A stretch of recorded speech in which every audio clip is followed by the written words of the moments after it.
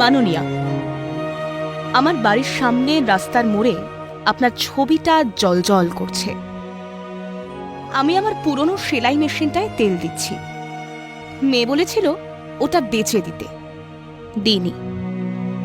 এখন দেখছি ঠিকই করেছি। পাশের ঘরে শুয়ে কাঁদছে আমার মেয়ে। সকালে বাজারে গিয়েছিল, কে যেন বলেছে ও নাকি চুরি করে চাকরি পেয়েছে। বিশ্বাস করুন মাননীয়া, এমনটা নয়, এমনটা মোটেও নয়। আমার মেয়ে বরাবর লেখাপড়ায় ভালো ছিল। টিচার হবার পর ভেবেছিলাম বিধবার দুঃখ বোধহয় ঘুচল, কিন্তু হঠাৎ খবরে শুনলাম চাকরি গেছে ওর। চাকরি গেছে ওর মতো প্রায় 26,000 ছেলেমেয়ের। 2016 সালের গোটা প্যানেলটাই নাকি বাতিল করেছে হাইকোর্ট। মাননীয়া, একজন অসহায় বৃদ্ধা আপনাকে জিজ্ঞাসা করছে গোটা ঘটনায় দায় কার। এখন আপনি এই রায়কে বেআইনি বলছেন, কিন্তু একটু সহজভাবে বুঝিয়ে দেবেন কেন এই রায় বেআইনি।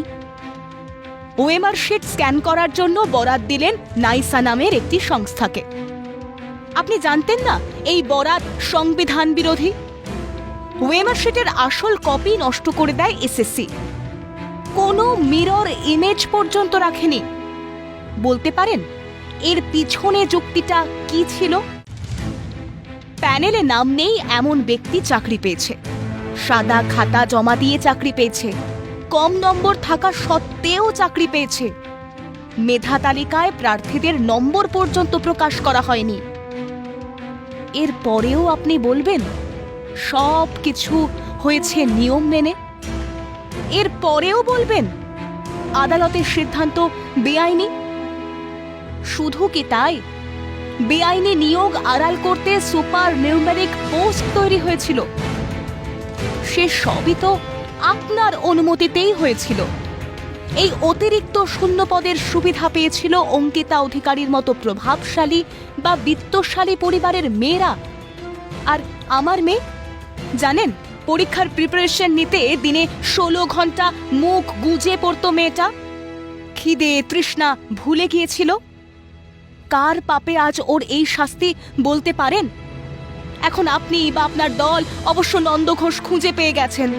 পার্থ চট্টোপাধ্যায়কে বলিকাঠে চড়িয়ে কার্পেট পেতেছেন সরীসৃপ ভরা ভাঙা মেঝেতে। পার্থ চট্টোপাধ্যায়, শান্তিপ্রসাদ সিনহা, কল্যাণময় গঙ্গোপাধ্যায়, এরা তো দাবার এক একটা বোড়ে মাত্র। আসল মাথাটা কার মাননীয়া? গারদবন্দি হওয়ার আগে পার্থবাবুর শেষ ফোনটা গিয়েছিল কার কাছে?